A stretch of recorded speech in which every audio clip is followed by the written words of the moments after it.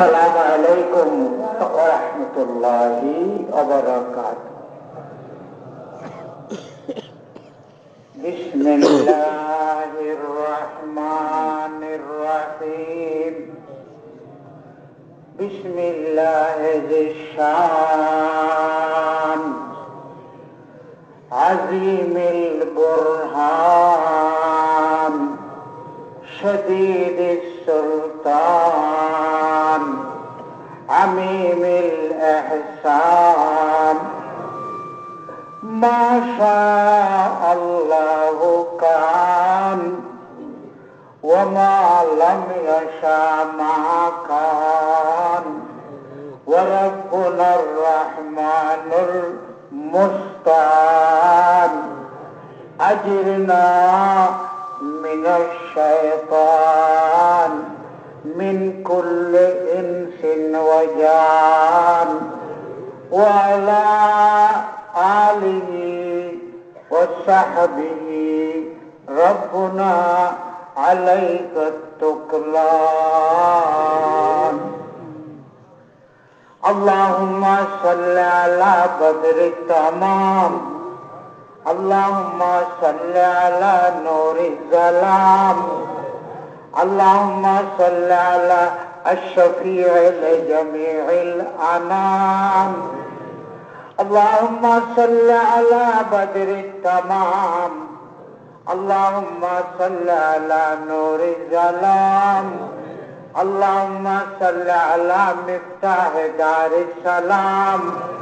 اللهم صل على الشفيع لجميع الأنام وآله وسلم. اللهم اشرح بالصلاة عليه صدورنا ويسر بها أمورنا وفرج بها همومنا واكشف بها غمومنا واغفر بها ذنوبنا واغفر بها ذنوبنا واقض بها ديوننا وأصلح بها أحوالنا وبلغ بها أعمالنا وتقبل بها توبتنا وامحو بها حوبتنا وانصر بها حجتنا وطهر بها ألسنتنا وآنس بها وحشتنا وآنس بها يا الله وآنس بها وحشتنا وارحم بها غربتنا واجعلها نورا بين أيدينا ومن خلفنا وعن أيماننا وعن شمالنا ومن فوقنا ومن تحتنا. اللهم اجعل في قلبي نورا. اللهم اجعل في قلبي نورا.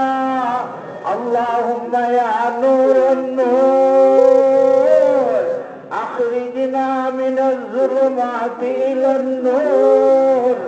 اجعل في قلبي نورا وفي عيني نورا وفي بصري نورا وفي سمعي نورا وفي لساني نورا وفي لحمي نورا وفي شحمي نورا وفي دمي نورا يا الله واجعلها حجة لنا يا رب العالمين. وثقل بها موازين حسناتنا يوم القيامة يوم لا ينفع مال ولا بنون يوم لا ينفع مال ولا بنون إلا من أتى الله بقلب سليم بحرمته وإن من شيعته لإبراهيم إذ جاء ربه بقلب سليم اللهم ارزقنا قلبا سليما وعينا سليما وروحا سليما وجسدا سليما بحرمة النبي الرحمة وعد بركاتها علينا وعد بركاتها علينا حتى نرى نبينا وشفيعنا وحبيبنا ونحن آمنون فرحون مستبشرون الله ولا تفرق بيننا وبينه حتى تدخلنا مدخله وتوينا إلى جواره الكريم مع الذين أنعمت عليهم من النبيين والصديقين والشهداء والصالحين وحسن أولئك رفيقا اللهم إنا آمنا به ولم نره اللهم إنا آمنا به ولم نره فمتعنا اللهم في الدارين برؤيته وحشرنا في زمرته وتحت لوائه وقال رسول الله صلى الله عليه وسلم آدم ومن دونه تحت لوائه يوم القيامة ولا فقر اللهم احشرنا تحت لوائه واسقنا من حوضه الأصفى بيده الأوفى شربة هنية مرية لا نظمه بعدها أبدا إلهي بحق لا إله إلا الله وبعزته وبالعرش العظيم وعظمته وبالكرسي وسعته وبالقلم وجريانه وباللوح المحفوظ وحفظته وبالميزان وخفته وبالصراط وفي دقته وبجبريل وأمانته وبميكائيل وشفقته وبإسرافيل ونفخته وبعزرائيل وقبضته وبآدم وصفوته وبشيش ونبوته وبنوح وسفينته وبإبراهيم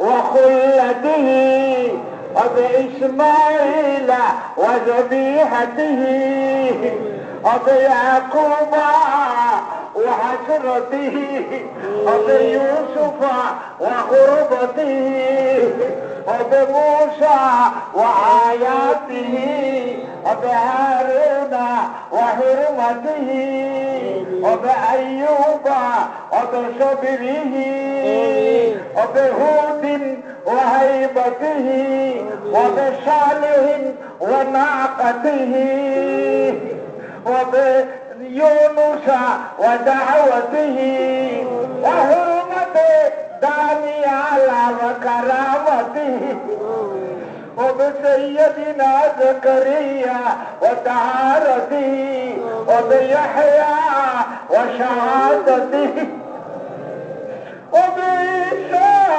وروحانيته وبسيدنا ونبينا محمد وشفاعته نجنا مما نخاف يا خفي الألطاف اللهم ارزقنا توفيق الطاعة وبعد المعصية وحسن النية وإخلاص النية وحرمان وعرفان الحرمة وسدد ألسنتنا بالصواب والحكمة واملأ قلوبنا بالعلم والمعرفة يا الله وطهر بطوننا عن الحرام والشبهات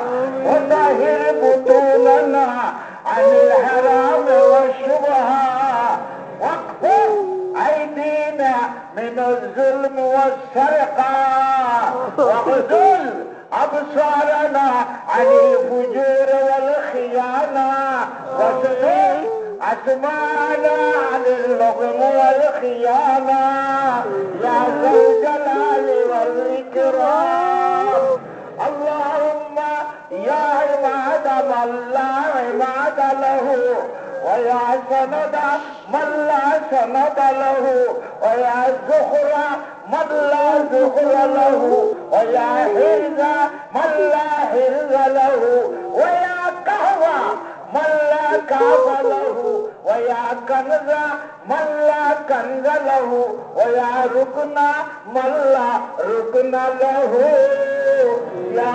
جاري الذي يا حبيبي الوسيل يا إلهي بالتأكيد يا رب البيت العتيق يا رب البيت العتيق أعتق رقابنا ورقاب آبائنا وأمهاتنا وأزواجنا وأولادنا وإخواننا من الحاجين والمعتمرين والغائبين والحاضرين في تلك الأماكن المقدسة يا الله اللهم يا من رددت يوسف على يعقوب يا من رددت يوسف على يعقوب يا كاشف الضر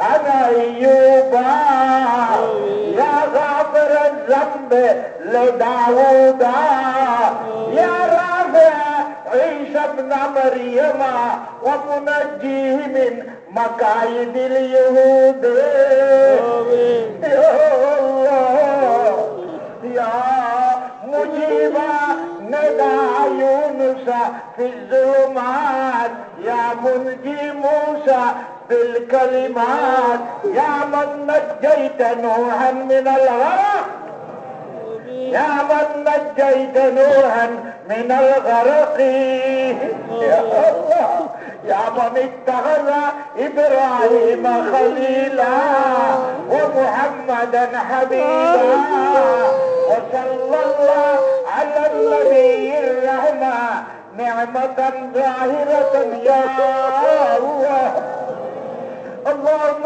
صل وسلم وبارك عليه تنجينا بها من جميع الأمراض القلبية والقلبية ومن الأمراض الظاهرة والباطنة ومن الحرق والغرق والسرق ومن موت الفجاة وسوء الخاتمة يا الله وتنجينا بها من جميع الأهوال والآفات وتقضي لنا بها جميع الحاجات وتطهرنا بها من جميع السيئات وترفعون بها عندك على الدرجات وتبلغون بها أقصى الغايات من جميع الخيرات في الحياة وبعد الممات.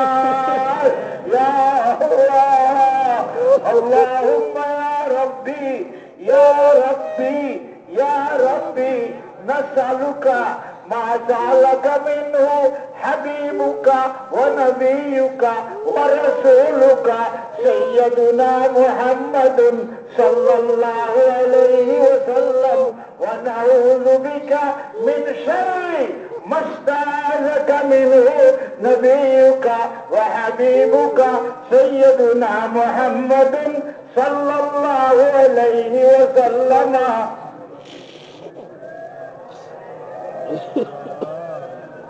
اللهم إني أعوذ بك من الهم والحزن، وأعوذ بك من الجبن والبخل، وأعوذ بك من جهد البلاء ودرك الشقاء وسوء القضاء وشماتة الأعداء ومن زوال الصحة ومن زوال الهم. يا الله، وبارك لنا في أعمالنا وأعمارنا وأفعالنا يا نعم المجيب. اللهم ألف بين قلوبنا وأصلح ذات بيننا واهدنا سبل السلام ونجنا من الظلمات إلى النور وجنبنا الفواحش ما ظهر منها وما بطن وتب علينا يا مولانا إنك أنت التواب الرحيم. ربنا آتنا في الدنيا حسنة وفي الآخرة حسنة وقنا عذاب النار. وقنا ربنا شر ما قضيت فإنك تقضي ولا يقضى عليك. سبحانك ربنا وتعالى. اللهم ارزقنا في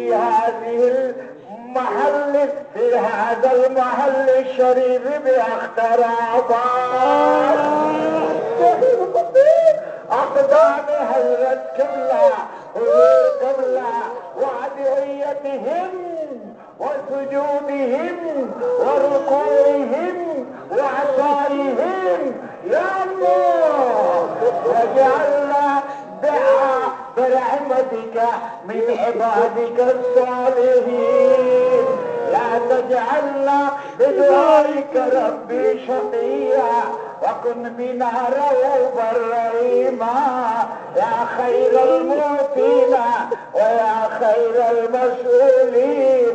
اللهم أرنا حرمك بكرمك، اللهم أرنا حرمك بكرمك وبلغنا زيارة قبر نبيك يا الله مرة بعد كرة بعد مرة مع عبادك الصالحين الذين لا خوف عليهم ولا هم يحزنون. كوثر ہے بہت دور، كوثر ہے بہت دور یا رسول، كوثر ہے بہت دور. زمزم پہ بلا لو، زمزم پہ بلا لو، زمزم پہ بلا لو یا اللہ یا اللہ یا اللہ.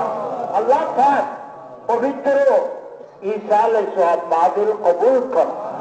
আল্লাহ আখতার আমাদের জমিনকে বিশিষ্টের রূপে রূপায়িত করেন।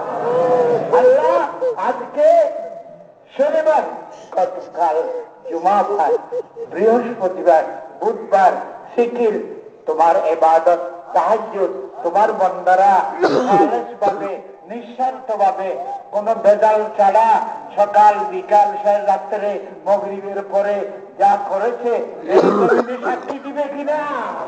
ইয়াউমাইদিন তুহাদ্দিসু আখবারাহা, এই জমিন আখতারাবাদের জমিন সাক্ষী দিবে। ঢাকা থেকে, খুলনা থেকে, দিনাজপুর থেকে, বগুড়া থেকে, সারা বাংলাদেশের বিভিন্ন জেলায় থেকে, এই বৃহত্তর কুমিল্লা থেকে, আল্লাহ বাগেরহাট থেকে, আল্লাহ এই কক্সবাজার থেকে, পটিয়া থেকে, কুতুবদিয়া থেকে কর্মী হিসাবে, মহাপ্রতের ভাই হিসাবে যারা যোগ দিয়েছে প্রত্যেকের নাম, বাবার নাম, তাদের ঠিকানা সহ, বাড়ি পিড়া সহ এই জমিন, এই আখতারাবাদের জমিন সাক্ষী দিবে। আল্লাহ এই আখতারাবাদের জমিনকে আমাদের জন্য সাক্ষী হিসাবে গ্রহণ করো। আল্লাহ আমাদের আজকের উপস্থিতি নাজাতের ওসিলা করে দাও। আল্লাহ হযরত কেবলার পরিবার, আমাদের হযরত কেবলার পরিবার, মাদার বাড়ি, মেয়ের বাড়ি, আল্লাহ তোমার রহমতের চাদর দিয়ে তাদেরকে হেফাজতে রাখো। আমার হুজুর কেবলার পরিবার, আল্লাহ মৌলানা আব্দুল্লাহের আম্মা, তার ভাই, তার বউ ইত্যাদি, মৌলানা নবী ইসলামের আম্মা, আমার বোন, বড় বোন, আল্লাহর পরিবার, এই মহল্লা, এই গ্রাম, যারা রাত দিন মেহনত করতেছে, সেবা করতেছে, আমার কর্মীরা, মাদান সারি আল্লাহ আল্লাহ জিহাদে শিক্ষা, এই চাঁদগাঁও থেকে, পাহাড়তলি থেকে, পটিয়া থেকে, শহরের এই উখিয়ার ইজ্ঞা থেকে, এবং আমাদের চুমুরটি বড়হাতিয়া থেকে, বিশেষ করে রিয়াজউদ্দিন বাজারের যুবক বাহিনী, তাদের এক ইউনিফর্ম আপনারা দেখেছেন, বিছানা দিচ্ছে, কন্ট্রোল করছে, শান্তি রক্ষা করেছে। আল্লাহ তাদের ব্যবসায় বরকত দাও, তাদের হায়াতে বরকত দাও, তাদের যৌবনে বরকত দাও, তাদের মা বাপ যদি বেঁচে থাকে হায়াত দান করো, আল্লাহ যদি না থাকে মাগফিরাত দান করো। আল্লাহ এই দরবারের আমাদের সকলের পথ প্রদর্শক মুরব্বী উস্তাদ ছিলেন হযরত মাওলানা আব্দুর রশিদ সাহেব। আল্লাহ তোমাকে ডাকার নিয়ম শিখিয়েছি তাহার কাছে, গোল টুপি পরা, গোল কাপড় গায়ে দেওয়া, ওনার শিক্ষা, ওনার টাকা দিয়ে আমাকে জুব্বা সিলাইয়া দিয়েছিলেন নুরুল কবির খলিল। মৌলানা মাহমুদুর রহমান, এই ওনার পিঠে কত লাঠি ঘুরাইছে হযরত কেবলা। হুজুর কেবলা বলেছেন, আমি মৌলানা মাহমুদুর রহমানের মৃত্যু শয্যায় উপস্থিত ছিলাম, উনি শেষ কলমা পড়ার আগে দোনো হাত উঠাইয়া বুকে আর মাথায় মুছে করিয়া স্পষ্ট কলমা পড়িয়ে চলে গেলেন। মৌলানা মাহমুদুর রহমান, মৌলানা নজিমুদ্দিন, মৌলানা নুরুল হক সাহেব, মৌলানা বজিউর রহমান সাহেব, মৌলানা ইদ্রিস সাহেব ইত্যাদি ইত্যাদি ইত্যাদি অহদা আমাদের চুনুচি মাদ্রাসার আসাতিজা ইকরাম যারা চলে গেছেন, বিভিন্ন জেলাতে অনেক চলে গেছেন। এই কিছুদিন আগে আমাদের ভাই মৌলানা শফিক আহমদ এই মজলিসের সুললিত কণ্ঠে সুন্দর আকর্ষণীয় সে বক্তব্য রাখিত। কক্সবাজার আমার পরে আলোচনা রেখেছে, 2-3 দিন পরে তুমি ডাক দিয়েছ, সবাইকে ছেড়ে লাঠি মারিয়ে চলে গেছে। এরপরে আরো অনেক অনেক অনেক অনেক যাদের জন্য মৌলানা নুরুল ইসলাম সকাল বিকেল দোয়া করতেছে। আল্লাহ আমাদের মাদ্রাসা কবুল করো, আমাদের এতিমখানা কবুল করো, আমাদের হেফজখানা কবুল করো। আল্লাহ এই বাইতুল শরীফ দরবার কবুল করো। আল্লাহ এই বাইতুল শরীফ দরবারের রক্ষক, পাহারাদার, যথাযথ এলম দিয়া, আমল দিয়া, বিদ্যা দিয়া, ব্যবহার দিয়া, আচরণ দিয়া, জ্ঞান দিয়া, দান দিয়া, আল্লাহ উপযুক্ত মুরব্বী, তোমার রহমতের ভান্ডারে কিছুর অভাব নাই। আল্লাহ ভিক্ষে চাইতেছি, আল্লাহ ভিক্ষে চাইতেছি, আগামীকাল রোমা সম্মেলন কামিয়াব করো। আল্লাহ আমাদের আখতারাবাদ মাহফিলে হুজুর কেবলার নামে ডাক্তারখানা কবুল করো। আল্লাহ দেশে দেশে জিকিরের মাহফিল যেখানে হয় প্রত্যেক জিকিরের মাহফিল কবুল করো। যারা জাকিরিন ইমাম তাদেরকে দেখেছিল মৌলানা নুরুল ইসলাম, তাদেরকে একটু নসিহত করেছে। আল্লাহ দায়িত্ব পালন করার জন্য সক্রিয়ভাবে সবাইকে শক্তি দান করো। আল্লাহ জানি না আবার এই মাহফিল দেখি কিনা। এই শোনা রিয়াকশন মৌলানা মামুন রশিদ নুরি বলে, হুজুর এই মাহফিল এই গত জীবনে আর দেখি নাই। এবছর আল্লাহর বন্দারা বেশি আসছে, ধরে ধরে আবার চলে যাবে। আল্লাহ যেখান থেকে এসেছে, যে গাড়ি দিয়ে এসেছে, আবার নিরাপদে প্রত্যেক ভাইদেরকে আপন আপন গন্তব্য গন্তব্যস্থলে পৌঁছাইয়া দাও আল্লাহ। আল্লাহ এক সপ্তাহ দেড় সপ্তাহ ধরিয়া যারা কঠিন কঠিন কাজ করিয়া শৃঙ্খলা এই পেশাব পাহানোর কাজ আরো কাজ আরো কাজ আরো কাজ ভিতরে বাইরে কাজ করেছে, তাদেরকে জ্ঞান বুদ্ধি দান করো, এলম দান করো, হায়াত দান করো আল্লাহ। তাদের কর্মজীবনে বরকত দান করো আল্লাহ। কেহ তো নাই, সবাই চলে গেছে। একজন ইউনুস তোমার বন্ধু আছে, বারবার অসুখ বারবার অসুখ, আল্লাহ তার হায়াত দারাজ করো, তার পরিবারের রহমত করো। আনিস আনিস আল্লাহ আব্দুল মালিক চলে গেছে, আল্লাহ তারপর ঠাঁসা চলে গেছে, এইরকম আনিস রয়েছে আল্লাহ। তাদের মাদ্রাসার শিক্ষকদের প্রত্যেকের জন্য দোয়া করতেছি আল্লাহ। এই বাইতুল শরীফে 2-4 দিন আমি গুনাহগার, যা করেছি কবুল করো আল্লাহ। তোমার কাছে হায়াত বিকে যাই আল্লাহ, তুমি যদি হায়াত দাও এই এই দরবারের জন্য, এই পবিত্র খেদমতে আমি আত্মনিয়োগ করিতে পারি। আমার ছেলে, আমার নাতিপুতি, আমার যত যারা আছে সবাইকে বাইতুল শরীফমুখী করো আল্লাহ। মজলিসে উলামা কবুল করো। এই মজলিসে উলামার মহাসচিব নূর ইসাব, কাজী জাবর ইত্যাদি তাদেরকে কবুল করো আল্লাহ। আগামী বৃহস্পতিবার চুনুচি মাদ্রাসার বার্ষিক সভা কবুল করো। বিহাক্ক লা ইলাহা ইল্লাল্লাহ মুহাম্মাদুর রাসূল। আসসালামু আলাইকুম ওয়া রাহমাতুল্লাহ। আপনারা আসরের জামাত এখানে পড়বেন। আসরের নামাজ না পড়িয়া মেহরবানি করে কেউ গাড়িতে যাবেন না, একটু পরে আজান দিবে, আস্তে আস্তে। এদিকে মোলাকাত নাই, মোলাকাত আসবে না।